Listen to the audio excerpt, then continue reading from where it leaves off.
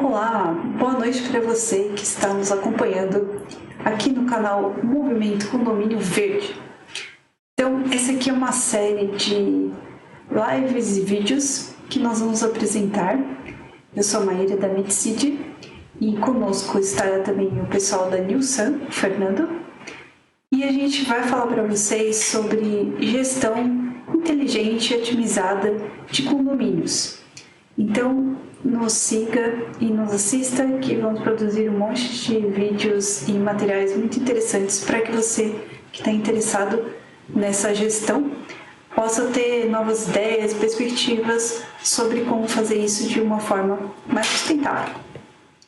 Então, para começo aqui um pouco da conversa sobre como a gente faz essa gestão, pensando na sustentabilidade, eu vou apresentar para vocês hoje um pouco sobre os fundamentos da gestão ambiental e como que a gente vai conseguir aplicar esses fundamentos na gestão dos condomínios. Então, vamos lá. Então, muito do que eu vou apresentar aqui para vocês está citado e comentado numa norma sobre gestão ambiental, que é a NBR 4001. Essa norma é muito interessante porque ela contextualiza um pouco, então, dos pontos essenciais para a gente falar de gestão ambiental. Então, vou começar aqui falando sobre essa questão da sustentabilidade que a gente está trazendo. Ela é um termo muito amplo, né? Então, é interessante a gente tentar situar onde se localiza aí a sustentabilidade e essa gestão ambiental. Então, a sustentabilidade, como proposto nessa norma, ela vai se basear em 3 pilares essenciais. Então, a gente vai ter a questão do meio ambiente, da economia e da sociedade. E a ideia, como um todo, é a gente sempre ter esses 3 áreas de atuação ou questões abrangentes, tendo sempre uma vinculação. Não tem como a gente resolver uma coisa sem pensar na outra. Quando a gente vai pensar em sustentabilidade, algo que se sustenta, a gente precisa que isso seja sustentável no sentido de se manter ao longo do tempo com um determinado processo. Então, a gente não pode nem degradar o meio, nem piorar a vida das pessoas que estão envolvidas com isso. E também não tem como manter um processo se ele não for economicamente viável dentro do sistema que a gente está inserido. Então, a gente tem que pensar nesses 3 pontos, como eles se relacionam e como a gente vai resolver os problemas ou as questões que a gente quer abranger dentro também dessas grandes áreas. E, além disso, vamos pensar um pouco sobre o que a sustentabilidade está tentando resolver de alguma forma, como é que a gente está pensando nos problemas que a gente enfrenta hoje? Que problemas são esses que estão aí nos chamando a atenção e que pedem algum auxílio? Então, eu elenquei aqui alguns pontos para a gente visualizar isso de alguma forma. Então, o problema que a gente tem hoje nos nossos ambientes é a poluição. A gente tem poluição do ar, que é muito recorrente. Por exemplo, se você mora em São Paulo, você sabe muito bem que a poluição do ar é praticamente visível. Então, a gente tem uma faixa cinza, a gente tem vários problemas de saúde relacionados com a poluição, e a gente sabe que isso também auxilia no efeito estufa, que ele também gera outros problemas, Então, a gente tem que lidar com essa poluição, mas ela pode não ser só do ar. A gente tem poluição da água, que também é um problema sério. A gente tem poluição sonora, que é um problema ruim também. Por exemplo, em lugares que tem muito ruído, se você tem um vizinho que tem uma banda, você vai saber do que eu estou falando de poluição sonora. Mas pensando num ponto mais abrangente, assim, a gente pode ter uma via que passa muitos carros e isso gera uma poluição sonora que torna o nosso condomínio totalmente desagradável, a nossa residência, as atividades que a gente está fazendo dentro do local ficam muito difíceis, por conta daquela fonte de ruído. Então, muito relacionado com essa questão do ar ser poluído, principalmente, mas também a água, várias pontos que a gente vai poluindo, a gente polui também o solo, a gente está gerando vários impactos o tempo inteiro que estão fazendo com que o nosso planeta sofra mudanças, né?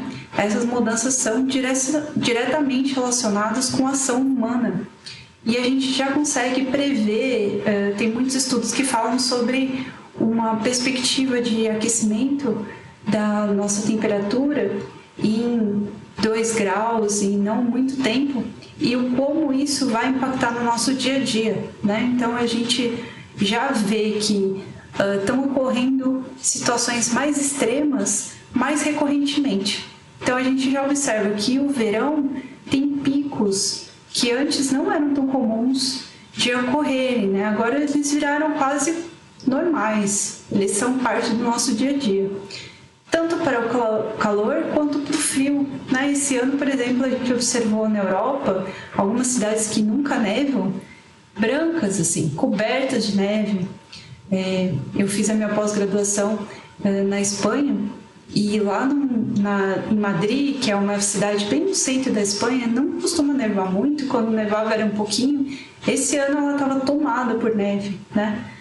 E a gente observa também que aqui nas cidades brasileiras a gente está numa onda de calor assim super grande, e as pessoas estão em casa agora por conta do Covid, etc. E elas vão ter que lidar com isso da forma como elas podem, né? Às vezes a gente queria até ter um sistema de condicionamento, alguma coisa assim, e a gente está tendo que enfrentar essa mudança climática no nosso dia a dia, né? Então esse é um ponto muito assim que nos pula aos olhos sobre coisas que a gente tem que mudar e que não estão sendo sustentáveis, né? Se a gente continuar nesse levante de temperatura por muito tempo, a gente vai chegar a uma situação que a gente não tem mais muitas ferramentas para manter uma temperatura que o nosso corpo fique confortável. Aí vai ser bastante complicado.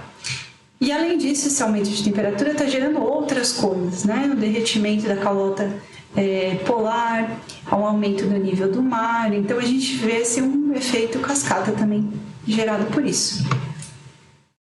E um ponto muito importante para a gente falar de sustentabilidade é exatamente como a gente está vendo esses problemas que estão sendo gerados e como a gente poderia pensar numa forma de utilizar melhor os nossos recursos naturais.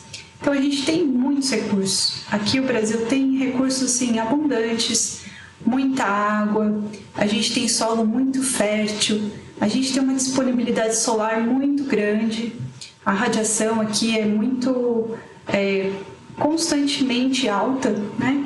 E o quanto que a gente poderia explorar isso de uma forma mais otimizada, e não no sentido só de tirar do meio, né? Mas pensar isso como algo que a gente pode só aproveitar sem danificar. Então esse seria o uso, pensar em como não usar de uma forma tão ineficiente esses recursos naturais que a gente tem. A gente vê também que tanto essa poluição como as mudanças climáticas e outras coisas mais que a gente faz no sentido de consumo, plantação, estão fazendo com que a gente perca a nossa biodiversidade. Então a gente está afetando, e a gente vê que o número de espécies em extinção é cada vez maior. A gente vê que algumas coisas que eram comuns de se visualizar numa cidade, num local, vão sumindo, né? Então ficam menos quantidade de plantas, de animais, e isso é muito ruim para a gente também, né? Porque essa diversidade toda nos traz mais recursos naturais que a gente poderia aproveitar, como plantas medicinais e até a nossa interação com os animais também é super importante. Então, tudo isso também nos causa um prejuízo. E isso tem também muito ligação com essa degradação dos ecossistemas, né, de forma mais abrangente. Então, enquanto a gente observa que algumas espécies desaparecem, a gente tem esse impacto negativo, né, isso também está acontecendo muito por essa degradação do ecossistema. A gente está degradando com poluição, a gente está degradando, utilizando muitos recursos de forma ineficiente, e a gente também está degradando pela nossa ação, né? A gente tira muitas coisas, a gente produz impactos que afetam os outros seres vivos que estão no planeta, e isso também vai gerando uma degradação de forma mais ampla, né? Então a gente tem assoreamento de leito de rio, que é um problema mais amplo também, que pode gerar, por exemplo, a gente começa a ver o leito do rio subindo, isso gera mais enchente, né? Porque a gente tem uma questão de que os corpos de água eles já não absorvem toda aquela água que absorviam antes. Então, quando a gente tem épocas de muita chuva, que acabam ficando mais frequentes com esses picos térmicos que a gente está vivenciando, a gente sofre esses impactos nas nossas próprias cidades. A gente tem grandes corredeiras no meio de uma cidade importante, como aconteceu em Minas Gerais, por exemplo, acho que foi ano passado, ano retrasado, de forma muito impactante, assim. Então, a gente também está sofrendo essa degradação, né? Ela também vai ter um impacto de volta para nós. E a questão dos rejeitos ou dejetos ou todo o lixo que a gente produz, a gente também é um ponto muito importante que a gente precisaria pensar. O que a gente está fazendo com esse lixo, né? Esse lixo está indo para o fundo de um rio? Muitas vezes está.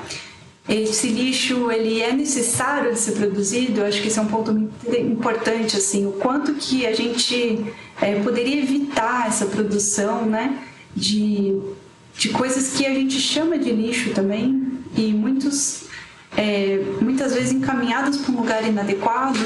Então, como a gente poderia pensar em reorganizar esse ciclo de produção de coisas que a gente não quer mais e como isso poderia ser reabsorvido ou destinado de forma mais apropriada para que a gente diminuísse o nosso impacto, a degradação do ambiente, a perda de diversidade e etc. Né? Então, a poluição do meio. Então, acho que esse ponto também ele é muito importante no nosso organismo vivo que seria o planeta. E aí, quando a gente vai falar de gestão ambiental, a gente vai olhar principalmente aqui para os nossos 3 pilares, para a questão do meio ambiente, né? Muitas das coisas que eu falei aqui, elas têm a ver com o meio ambiente, então a gente está olhando, dando um foco para isso. Mas lembrando de novo que não tem como a gente abordar a sustentabilidade se a gente não for falar dos outros pilares, ou como que as questões ligadas ao meio ambiente e as soluções que a gente vai pensar, como que elas vão também se apoiar nesses outros 2 pilares. Então não adianta eu resolver o meio ambiente e esquecer das pessoas, né? No caso, a gente é continuação da natureza, mas a gente tem um conceito separado no sentido de que a gente pensa o meio como uma coisa, às vezes que a gente não pode tocar muito, ou que a gente não quer destruir, e que a gente está sendo causador desse impacto, né? Então existe uma separação assim, um pouco na nossa cabeça sobre isso. Mas a gente precisa fazer com que as pessoas, a sociedade como ela está organizada, ela também consiga ter uma relação sustentável com esse meio, né? Fazer uma troca que seja vantajosa para nós, mas que também possa se manter a longo prazo. Então, que não seja tão negativa para o meio, para que a gente consiga manter isso. E também pensar na parte econômica. Como é que a gente vai resolver o problema do lixo?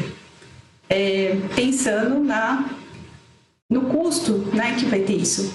Então, a gente não gerar lixo, por exemplo, pode ser muito economicamente vantajoso, porque a gente não vai ter que lidar com encaminhar esse lixo para algum lugar, ter a formação de aterros que precisam ser mantidos, saber o que acontece com esse aterro depois de muito tempo, né?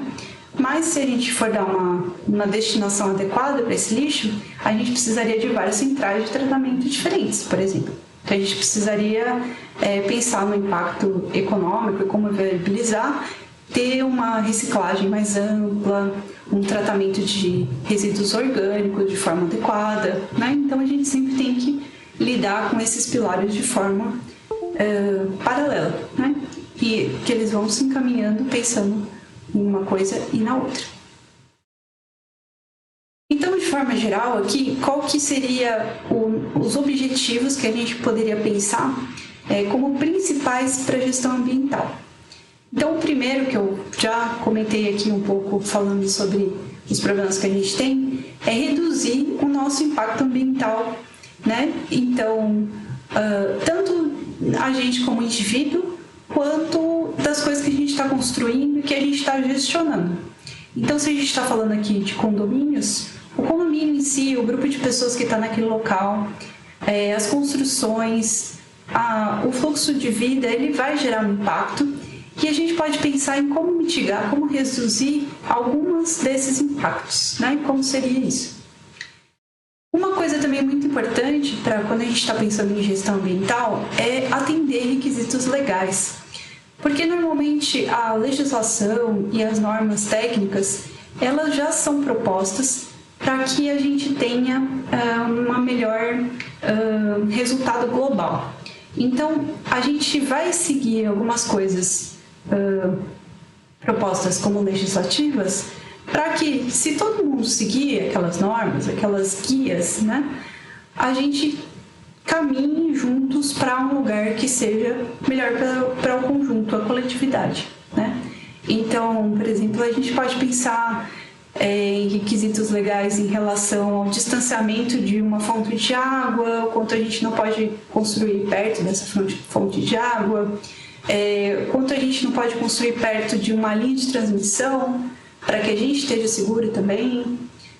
Então, são assim, essas normativas, elas também são muito importantes da gente abarcar dentro da nossa gestão ambiental, porque elas estão aí por um motivo, né? Então, elas foram normalmente propostas com base em estudos e questões importantes para que a sociedade se mantenha saudável e em processos bem-sucedidos. Outro ponto é o aumento do desempenho ambiental. Então, às vezes, a gente não quer só reduzir o nosso impacto, a gente quer ter um melhor desempenho. Essa melhoria do desempenho, ela tem muito a ver com aquele melhor uso dos nossos recursos, né? Então, eu não quero só não poluir, não gerar tanto lixo, mas eu quero também aproveitar melhor a luz, eu quero aproveitar melhor o vento, eu quero poder, com isso, reduzir o quanto que eu uso de ventilador e de energia elétrica, né? Então, de forma mais global, assim, não só reduzir o que a gente está produzindo, que seria negativo, mas melhor aproveitar aquilo que a gente tem, para que a gente não precise consumir mais coisas ou produzir esses impactos, né? A inclusão na perspectiva do ciclo de vida nos processos. Então, esse também é um ponto muito importante quando a gente fala esse conceito de sustentabilidade como algo que se mantém, né? O conceito de ciclo de vida, ele fala sobre a gente pensar num processo, não só agora, quando a gente está visualizando ele, mas sobre todo o ciclo da vida de uma construção, de um condomínio, de uma tarefa, no sentido de algo mais físico, mas que se mantém.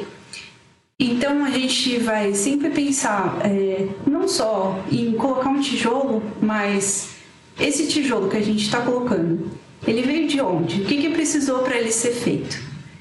Depois que a gente colocar esse tijolo aqui, o que vai acontecer com esse tijolo?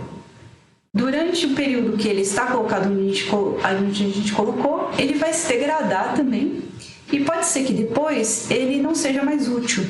E aí ele vai poder ser aproveitado em outro lugar, ele vai virar um resíduo de que tipo? Ele vai entrar numa caçamba e depois vai ser aproveitado em outra obra para fazer um alicerce. Então, no sentido de pensar que as coisas não vão ter um fim por si só, né? Nada desaparece. A gente sempre tem que imaginar como que é esse ciclo completo para que a gente possa prever outros impactos que não estão dentro dessa nossa caixa de visualização desse momento.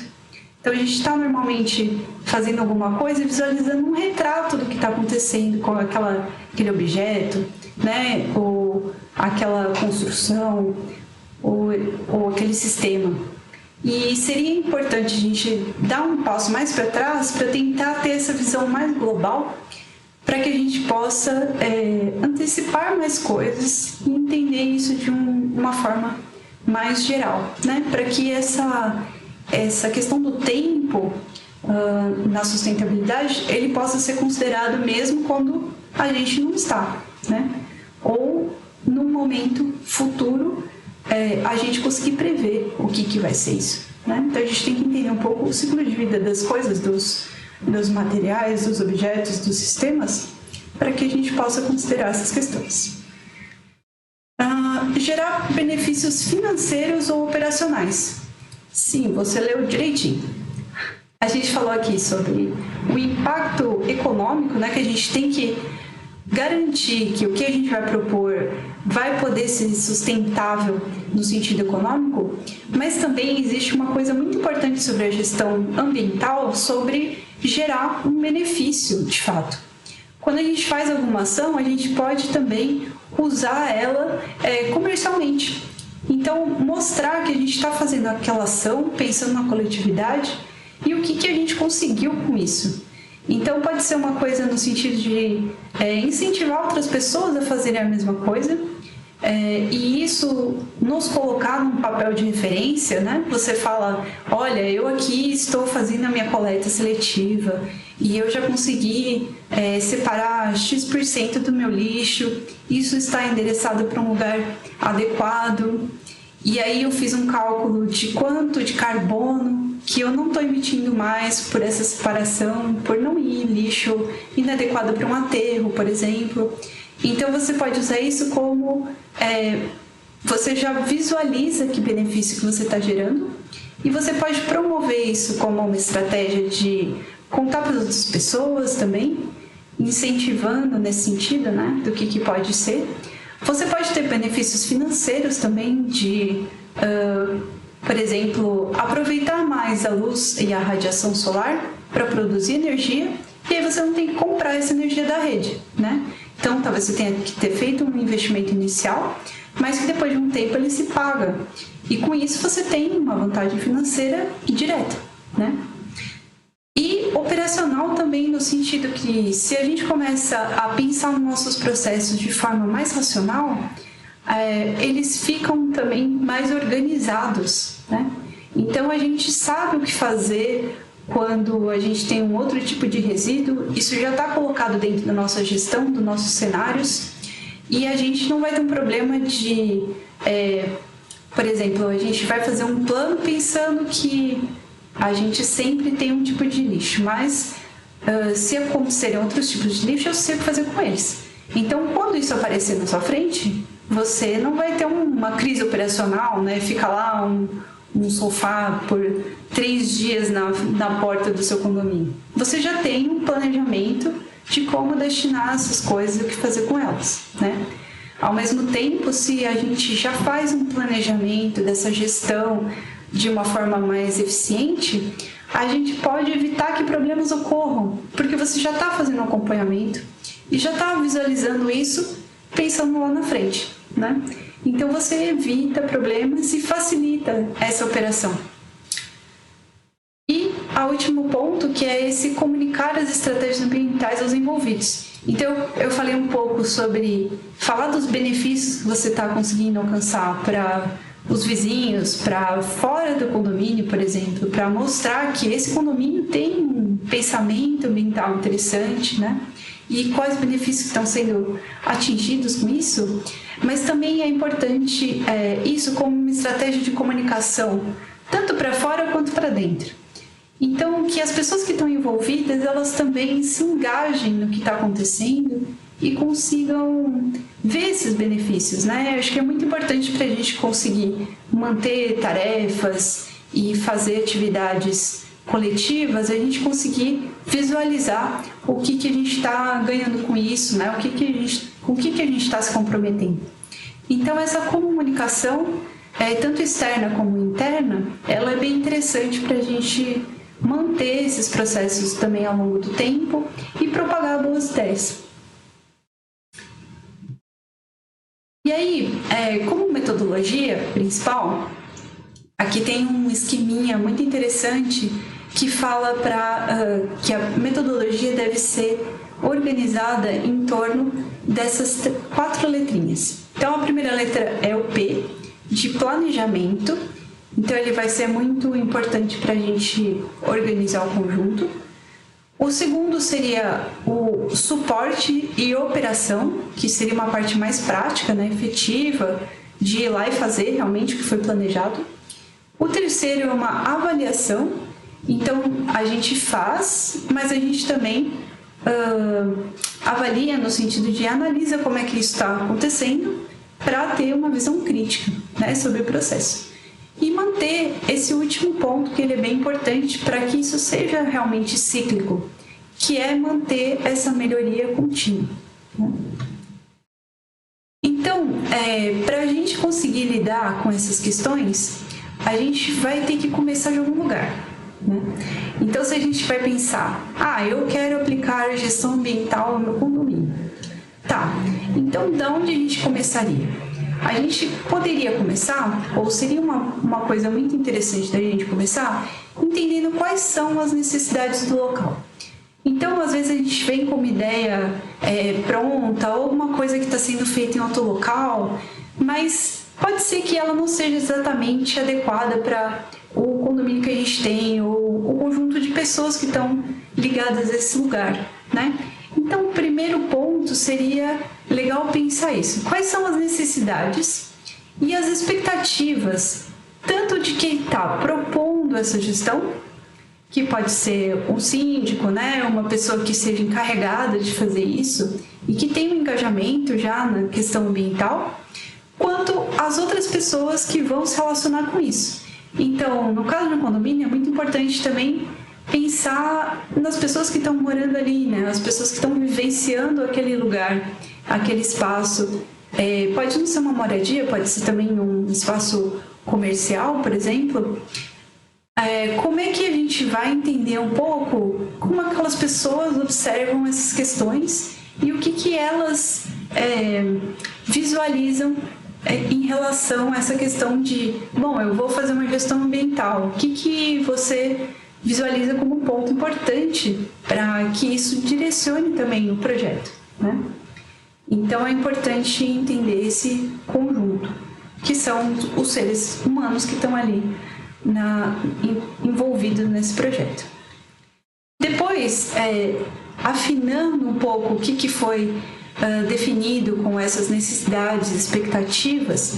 Então, às vezes a pessoa que está propondo tem expectativa assim, agora eu vou fazer um condomínio todo high-tech e vai ser sem resíduos, aproveitamento total dos recursos naturais, mas as pessoas que estão lá, elas querem que seja mais barato, elas querem que elas tenham que fazer modificações na vida delas que sejam menores. Então, o alinhamento entre essas expectativas, essas necessidades é muito importante para que se chegue no ponto seguinte, que é determinar qual que é o escopo. O que vai ser feito de fato, né? Vai ser feita uma gestão de resíduos, vai ser feita uma redução de consumo energético, vai se buscar isso? Ou vai se buscar uma redução de consumo de água? Ou o que seria assim, o principal ponto para aquele projeto acontecer, né? Então, o escopo nesse sentido do que vai abranger esse projeto. E aí, em seguida, se começa a pensar qual que vai ser o sistema de gestão. Então, se antes era tipo o que vai ser abarcado, aqui é como vai ser feito esse plano, né? Como é que vamos determinar como aplicar essas ideias. E o último ponto seria aquele que eu comentei, que tem a ver com o melhorar, né? Como que a gente vai gerir essa proposta e incluir mecanismos de que essa gestão seja olhada de forma constante e que isso seja melhorado ao longo do tempo também, né? Então, vamos pegar aqui cada um desses itens para a gente conseguir entender melhor tanto esses pontos quanto as pessoas que estão envolvidas nisso e, por exemplo, o que seria a tarefa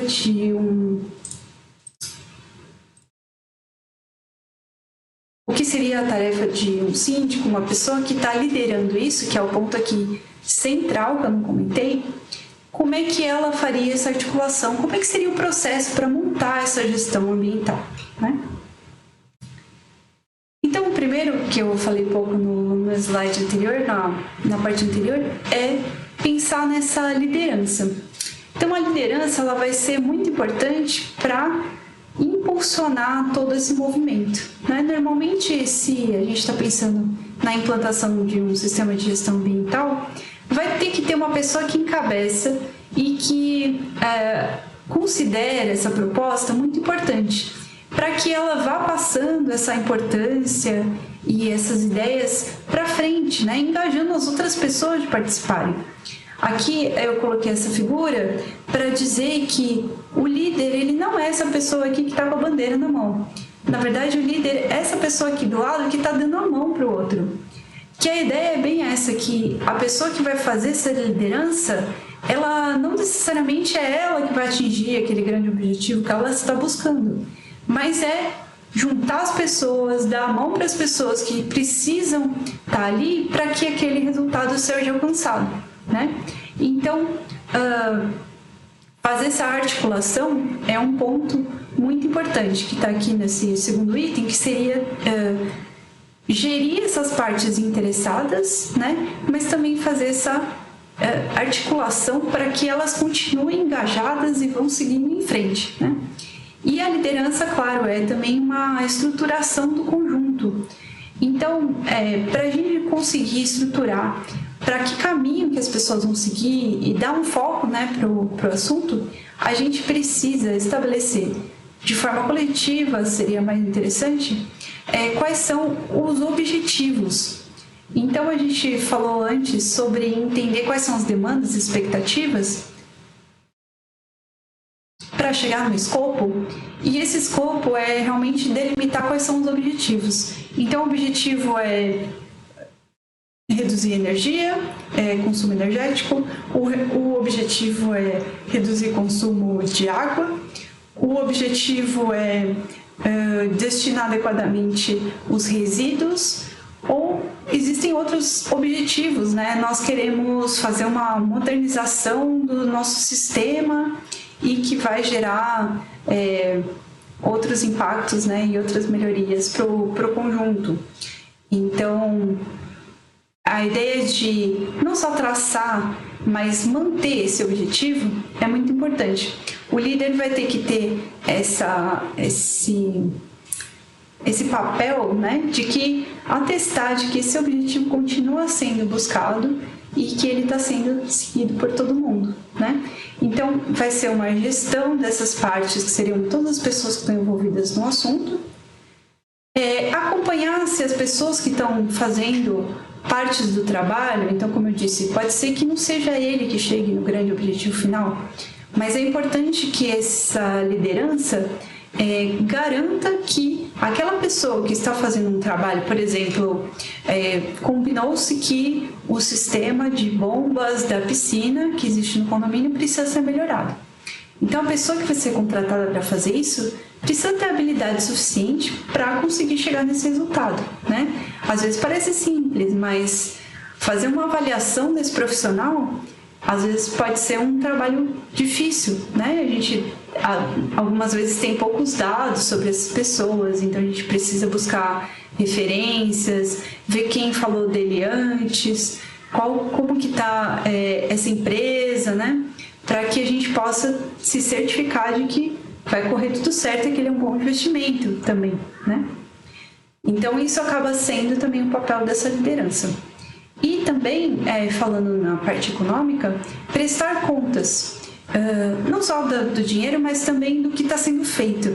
Então, isso é um ponto muito importante, porque a gente quer que essa pessoa junte pessoas, dê uma direção para elas, mas para que isso seja mais claro e mais tenha um fluxo melhor, é importante que essa pessoa retorne para as pessoas que ela está liderando o que ela está fazendo.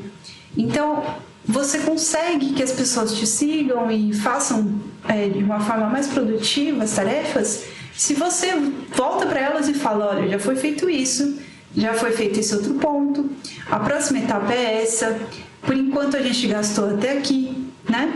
E que isso fique claro para que todas as pessoas possam acompanhar esse processo. E o último ponto é a questão da melhoria contínua. Então, englobar nesse processo todo essa questão de que isso não tenha um fim e se acabe, né? Que seja um esforço que você já consiga manter para os próximos passos também. Então pode ser que inicialmente se queira mudar sistemas e isso vai demandar bastante esforço. Uma modernização de bombas, como eu comentei, ou fazer um sistema de climatização no ambiente que é muito quente, no salão de festas, por exemplo.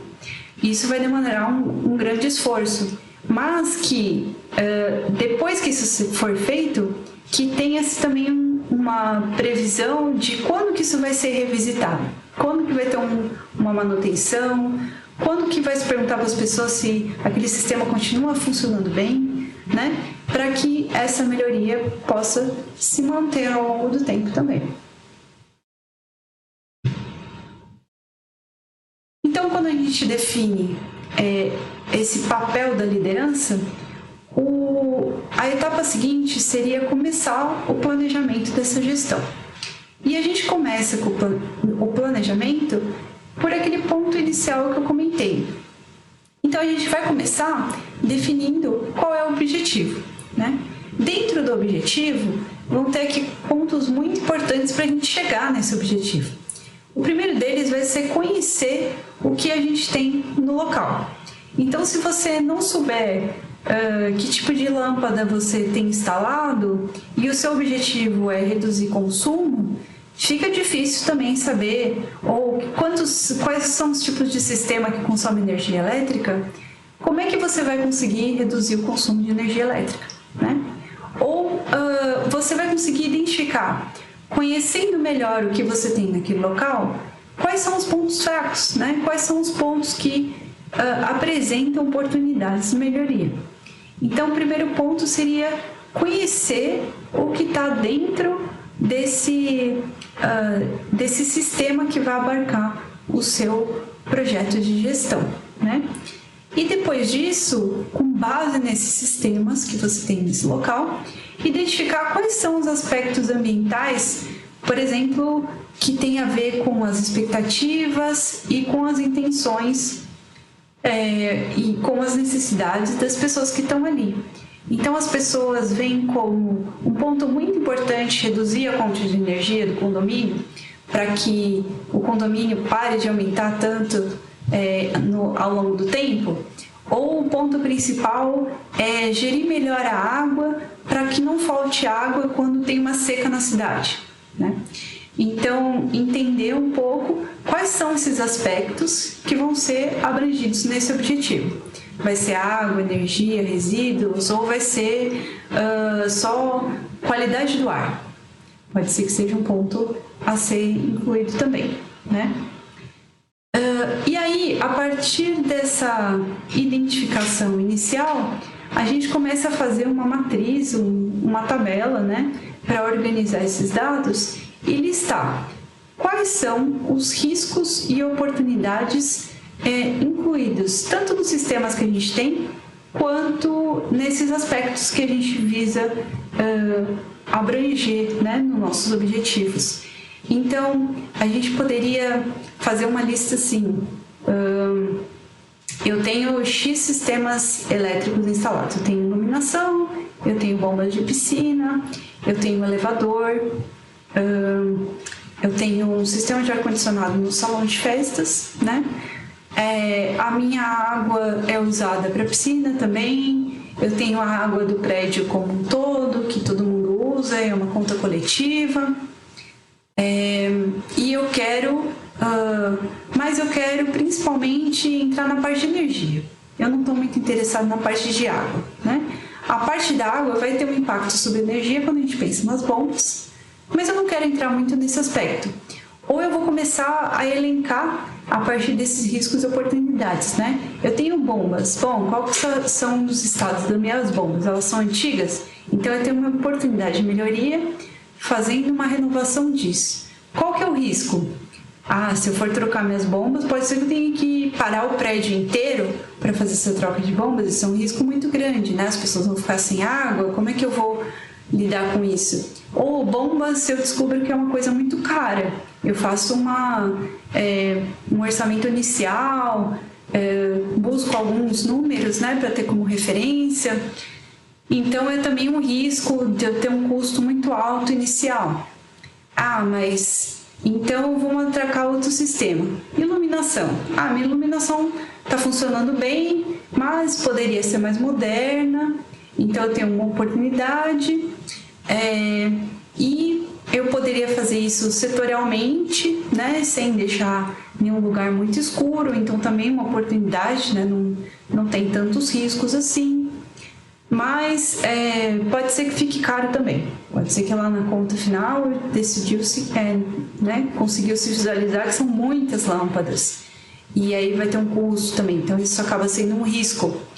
Ou aí tem que ir vendo por cada um dos sistemas, né? A partir do que você está conhecendo do prédio também, onde que estão os maiores riscos e as maiores oportunidades, para que isso possa ser posto numa balança para definir de fato quais coisas são as principais para serem abrangidas. Ou pode ser que você defina fazer uma gestão em etapas. Primeiro eu vou fazer tal coisa que vai ter menos risco e tem uma grande oportunidade. Depois eu vou fazer uma segunda coisa que tem um pouco mais de risco, mas é também uma boa oportunidade. E assim vai sendo pensado o conjunto, né? E dentro desses objetivos grandes, também é muito importante incluir os requisitos legais que eu tinha comentado antes. Então, pode ser que no ciclo de vida do condomínio, né, na vida útil desse conjunto, tenham aparecido novas normativas com relação à segurança de incêndio, com relação à segurança das instalações, e que não estão abarcados, não estão atualizados, né, para essas normativas novas. Então, quando se vai pensar numa renovação, é muito importante que isso seja incluído, né? Ou como vai ser feita uma mudança de um sistema, por exemplo, de bombas, já vai se olhar para que tipos de bombas são mais seguras, como é que eu vou fazer esse processo para também estar dentro dos regulamentos, né? Então, tudo isso entra aí dentro do objetivo. Quando a gente tem esse objetivo definido, que é onde vai a minha seta, onde o que eu quero atacar e onde que ela tem que atingir, né? O que eu quero atingir com esse processo todo. Aí eu vou pensar na segunda parte, que é como eu chego lá, que é um ponto, né, que fica na nossa cabeça. Como é que a gente vai fazer isso? Eu quero fazer uma redução de consumo energético. Eu já vi que eu tenho uma boa oportunidade nas lâmpadas. Aí eu penso, bom, então é trocar lâmpadas, né? Então, o que fazer? Aí a gente pensa, tá bom, tenho que trocar lâmpadas. Então, como é que eu vou fazer isso? Eu vou comprar lâmpadas, eu vou ter um processo que vai ter que ir alguém lá fazer essa troca. Essa troca de lâmpadas talvez envolva trocar o sistema, vou ter que pôr um reator novo, vou ter que pensar isso, né? Incluir no meu organograma de tarefas. E aí, quem que vai fazer isso? Quem que vai fazer isso? Vai ser um eletricista? Vai ser uma outra pessoa que vai ser um zelador que costuma fazer essa manutenção, porque é só fazer uma troca de lâmpadas, então não tem problema. Ou eu preciso de uma pessoa especializada, porque eu vou ter que colocar um novo reator, eu vai ter que mudar a instalação, e aí envolve outro tipo de pessoal, né?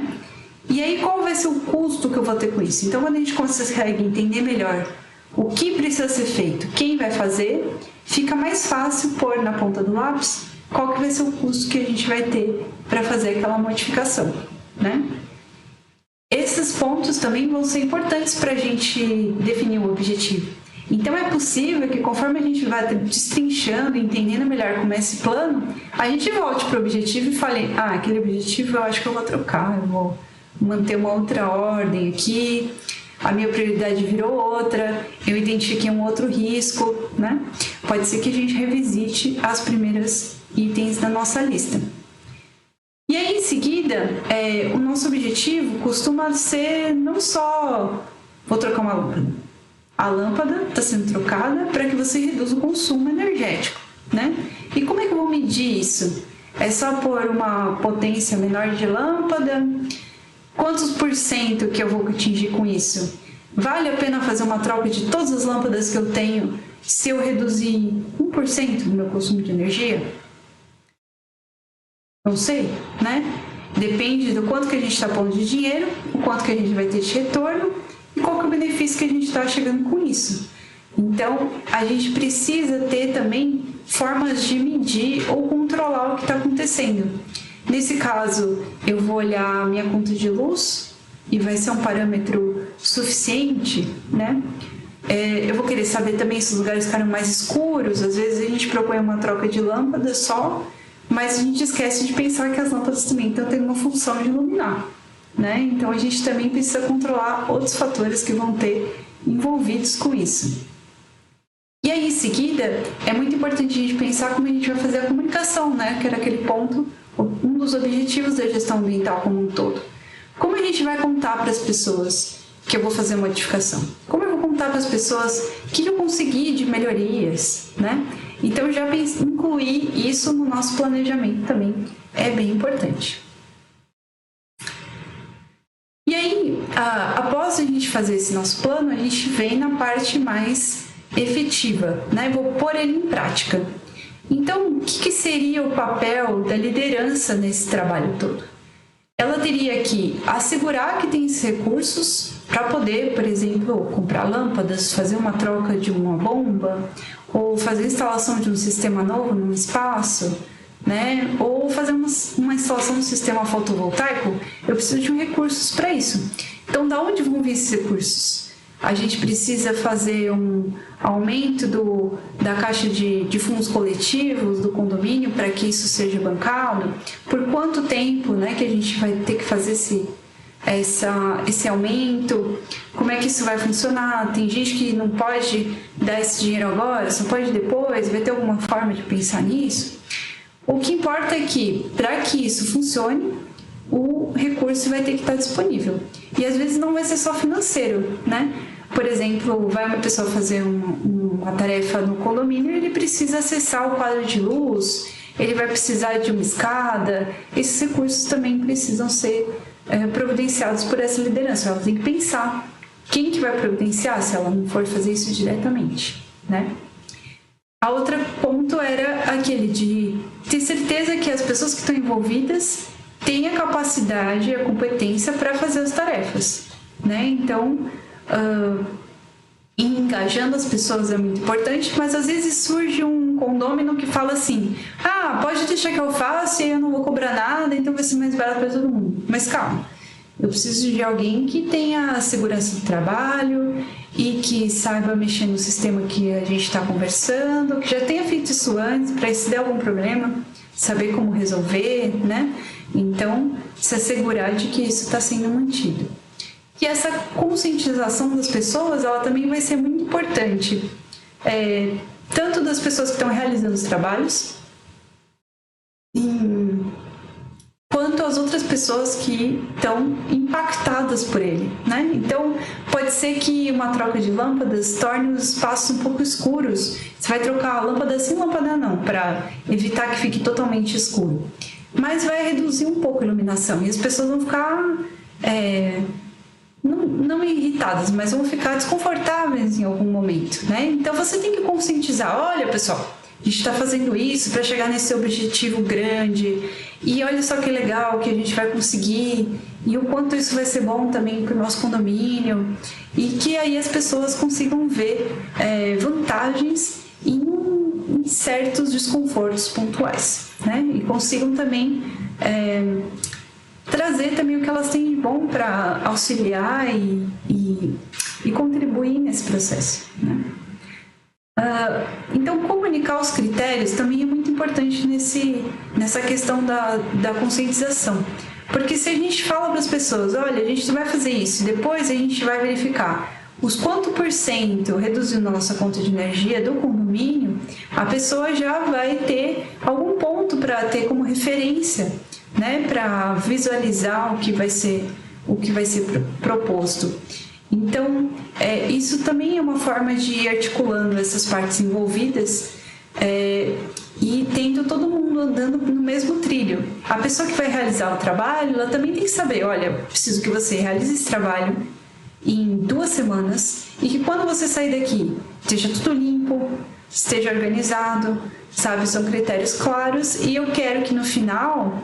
às vezes você vai ter que contratar uma empresa para fazer um diagnóstico para identificar o que pode ser feito de melhoria no seu condomínio, né? Você sozinho não conseguiu identificar isso porque é complexo.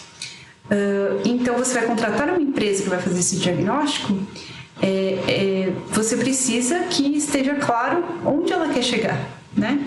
Eu preciso que vocês me digam em 2 semanas...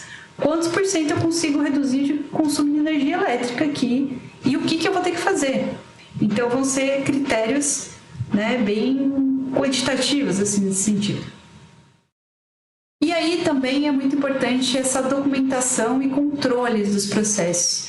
Então, se uma pessoa for fazer um trabalho, isso já é uma coisa mais normal para quem faz gestão de condomínios, né, e de espaços coletivos. Você já tem um sistema de registro do que foi feito, guarda-se notas fiscais, e isso já é comunicado para todo mundo, né? As pessoas às vezes recebem uma prestação de contas, o que está sendo feito, e que dá também esse embasamento, né, documental.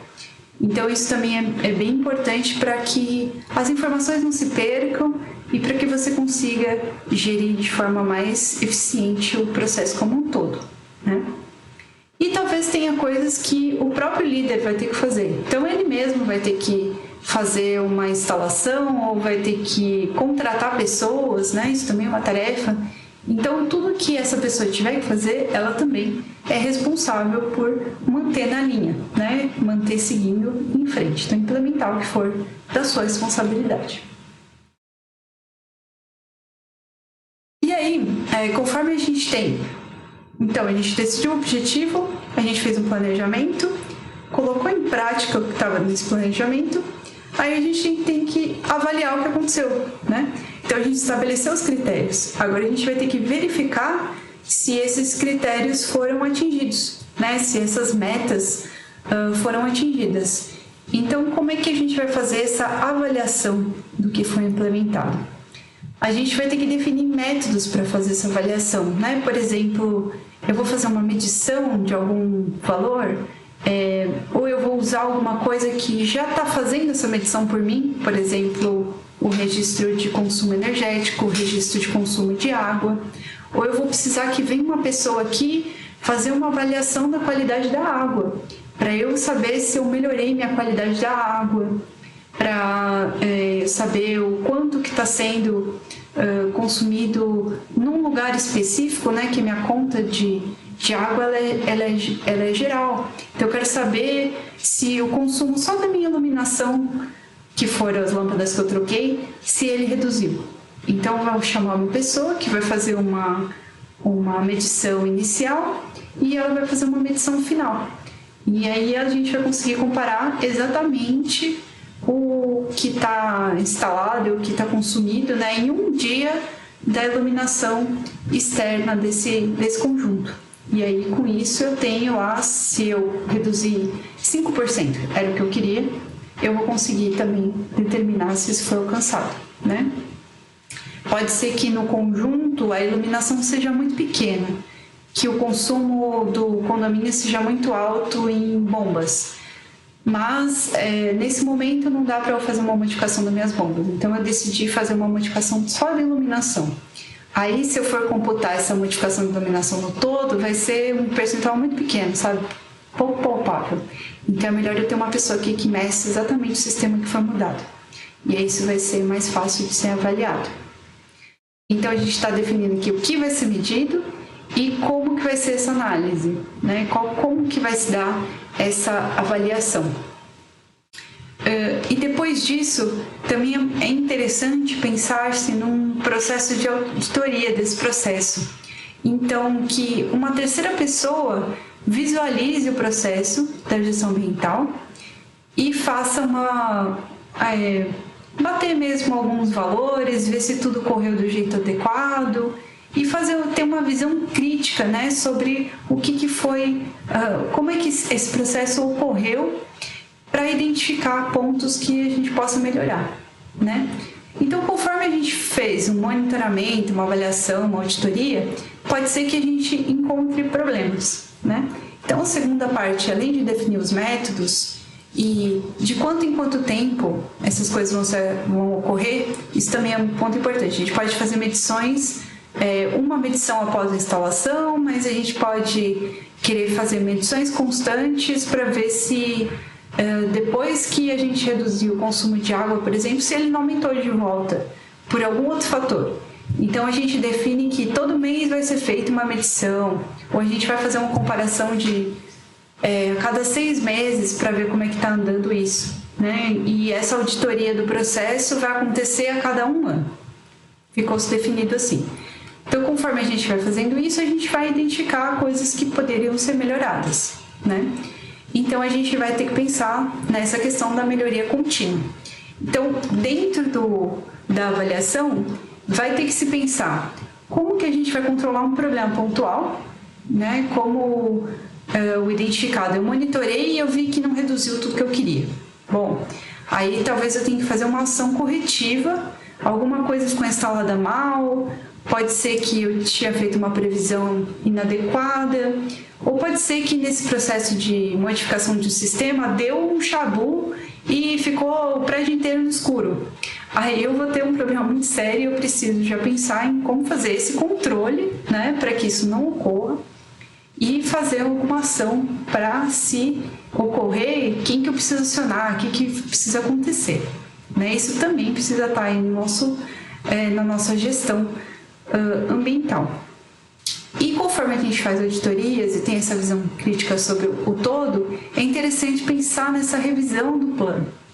Então, já que a gente quer que isso não seja algo pontual, que se mantenha ao longo do tempo, sempre repensar como é que os processos poderiam ter sido melhores, anotar isso, fazer novos registros, novas formas de medição, como fazer esse processo ser sempre mais eficiente, né? Então, eram esses pontos principais que eu queria falar com vocês hoje, relacionando um pouco da gestão ambiental à gestão dos condomínios. E eu espero que esse conteúdo tenha sido interessante e tenha trazido pontos novos para se pensar, né? E a gente vai continuar falando aqui sobre essa gestão otimizada dos condomínios. Então, continue seguindo nossos vídeos, se inscreva no canal e aguarde os novos posts nas nossas redes sociais também. Vamos ter posts tanto na rede da Midseed, quanto da Nilsan, e quanto aqui no YouTube do Movimento Condomínio Verde. Então, continue acompanhando e não percam os nossos próximos vídeos e as nossas lives. Espero que vocês tenham gostado e até o próximo.